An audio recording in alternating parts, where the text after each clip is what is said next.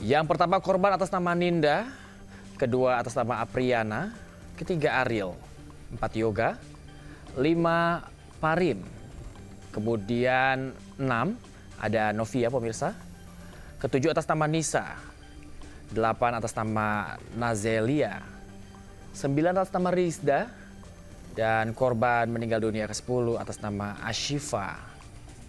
Lalu ke-11 atas nama Dela, 12 atas nama Siti, 13 korban meninggal dunia atas nama Amelia, 14 atas nama Vina, dan 15 atas nama Chandra.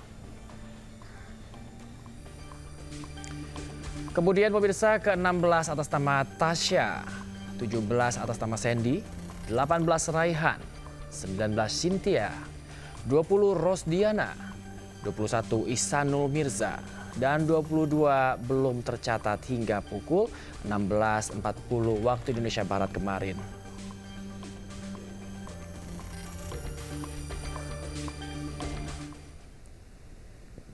Sementara itu pemirsa, 3 korban tewas sudah diserahkan ke keluarga. Yang pertama korban tewas adalah Rufaida berusia 22 tahun asal Cikarang. Kedua atas nama Novia Nurwana berusia 28 tahun asal Tanggamus Lampung. Dan yang ketiga adalah Yoga Valdi 28 tahun asal Lampung.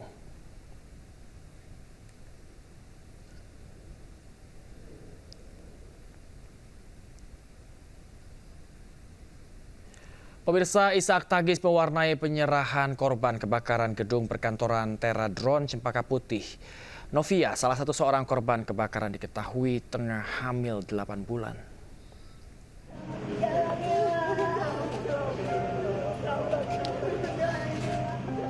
Suami serta kerabat tak kuasa membendung tangis saat menjemput Novia Nurwana, salah seorang korban kebakaran perkantoran Teradron di Rumah Sakit Polri Kramat Jati, Jakarta Pusat. Sang suami nampak terpukul dengan kepergian sang istri yang tengah hamil 8 bulan anak pertamanya. Usai diserahkan, jenazah korban akan diberangkatkan menuju kampung halamannya di Kabupaten Tanggamus, Kota Lampung untuk dimakamkan. Satu persatu keluarga korban mendatangi posko antemortem Rumah Sakit Polri Kramat Jati, Jakarta Timur Selasa sore. Bau sakit, bau mutung. Isak tangis pun tak terbendung saat keluarga mengetahui salah satu kerabatnya menjadi korban dalam peristiwa kebakaran di PT Teradron. Sebelumnya sebuah gedung 7 lantai kantor perusahaan jasa pesawat tanpa awak atau drone di Jalan Letjen Suprapto, Kebayoran, Jakarta Pusat terbakar. Akibat kebakaran 22 orang tewas dibawa ke Rumah Sakit Polri Kramat Jati untuk diidentifikasi. Dari Jakarta, Tim Liputan, A-News melaporkan. Suasana duka menyelimuti rumah duka salah satu korban kebakaran gedung Teradron, yaitu Raihan Syah Pinago Sipahutar maksud kami, di Komplek Perumahan Jati Jajar, Tapos, Kota Depok. Pemirsa, keluarga, tetangga dan kerabat almarhum mulai mendatangi rumah duka pada Rabu malam. Ibu korban, Mimi Andriani Nasution, tak mampu membendung air mata saat tiba di rumahnya lantaran belum diizinkan melihat jasad sang anak di Rumah Sakit Polri Kramat Jati, Jakarta Timur.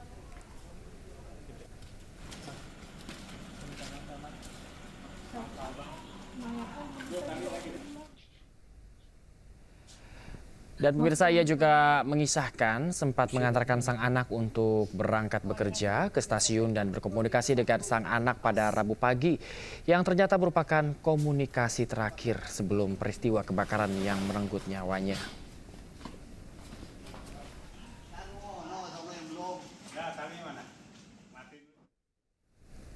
Kini kita ke informasi lain pemirsa, hujan deras disertai angin kencang kembali melanda Kecamatan Batang Toru, Kabupaten Tapanuli Selatan, Sumatera Utara Selasa sore.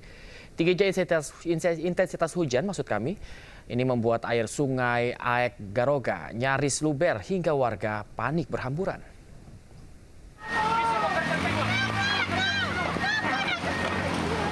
Air naik.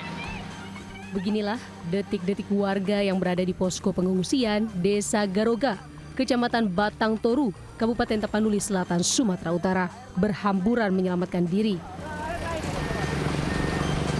Airnya udah naik, air naik. Hal ini terjadi lantaran air sungai Aek Garoga mendadak naik hingga sebatas jalan. Insiden ini berawal usai kawasan tersebut diguyur hujan deras disertai angin kencang.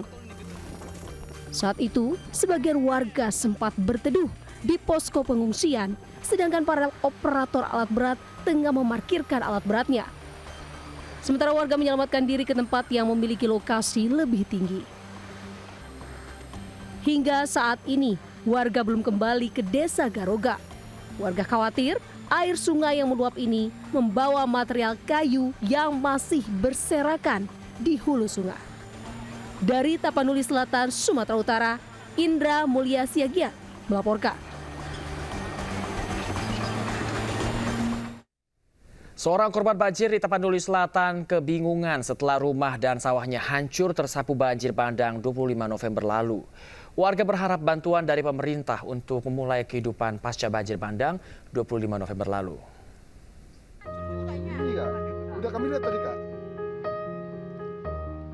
Sabar Sitorus, warga desa Huta Godang, Kabupaten Tapanuli Selatan, Sumatera Utara hanya bisa pasrah setelah rumahnya hancur diterjang banjir bandang 25 November lalu.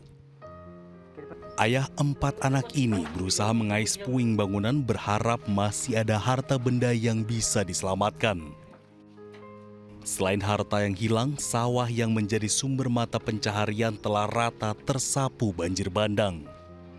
Beruntung Sabar dan keluarga selamat dan kini tinggal di pengungsian. Nanti kalau misalnya keluar dari pengungsian, abang mau kemana? Nggak tahu lah bang, kita mau entah mau merantau, pokoknya cari hidup yang baru lah bang. Kalau di sini nggak ada lagi apanya. Artinya nggak bisa lagi ke tempat itu. Iya nggak bisa lagi bang. Kalau nggak dibangun rumah, mana mau tinggal di mana kayak bang? 14 hari telah berlalu pasca banjir bandang, para korban kebingungan berharap ada bantuan dari pemerintah. Pasalnya, saat ini tidak sedikit para korban banjir bandang yang hanya memiliki baju di badan. Dari Padang Sidimpuan, Sumatera Utara, Indra Mulia Siagian, iNews melaporkan. Pemirsa, Brimopolda Sumut mendistribusikan bantuan logistik secara bertahap bagi korban bencana banjir di Sipirok, Tapanuli Selatan. Sementara itu, tim Polwan bersama Dokes Mabes Polri gelar cek kesehatan dan trauma healing bagi para korban banjir di Parmonangan, Tapanuli Utara. Nanti bagi kami ya Pak. Ya, bagi nanti. Medan yang terjal, jalanan licin hingga akses jalan sempit tidak menyurutkan semangat para personel Brimopolda Sumatera Utara yang dipimpin langsung Dansat Brimopolda Sumut, Kombes Pol Rantau Isnur Eka untuk mendistribusikan bantuan logistik bagi 15 kepala keluarga korban bencana di Dusun Pengkolan Sipirok, Tapanuli Selatan, Sumatera Utara yang belum tersentuh bantuan secara optimal. Setelah lebih dari 1 jam berjalan kaki, akhirnya para personel Brimob dapat mendistribusikan bantuan berupa bahan makanan, susu hingga alat mandi untuk para korban. Sebelumnya sudah ada 122 kepala keluarga yang menerima bantuan logistik. Namun karena medan yang berat, bantuan logistik disalurkan secara bertahap. Sementara itu, tim Polwan, Psikologi, dan Dokes Mabes Polri gelar cek kesehatan bagi korban bencana di Desa Hutajulu, Parmonangan, Tapanuli Utara, Sumatera Utara.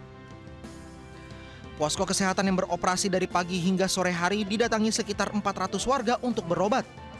Rata-rata warga mengeluhkan sakit batuk, flu, serta pegal-pegal. Tidak hanya itu, di sana Polri juga menggelar trauma healing dan doa bersama dengan para korban bencana.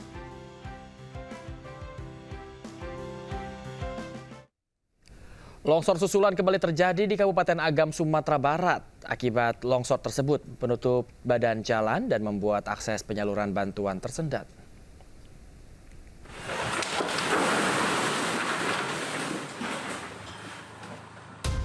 Kamera warga merekam detik-detik tanah longsor disertai pohon tumbang yang nyaris menimpa rumah warga di Jorong Patapayan, Kecamatan Palupuah, Kabupaten Agam, Sumatera Barat. Material longsor menutup badan jalan dan memutus akses utama Bukit Tinggi menuju Medan dan menghambat pendistribusian bantuan. Petugas menerjunkan alat berat untuk membuka akses jalan. Sejak longsor besar 24 November lalu, ruas air Kijang Harasam putus total sepanjang lebih dari 2 km menutup total akses menuju jalan raya lintas Sumatera. Yang satu tertimpa longsor sehingga tidak bisa dilalui oleh masyarakat. Sudah sekitar 1 minggu lebih, yang satu lagi longsor. Sehingga kampung Harasam itu terisolir.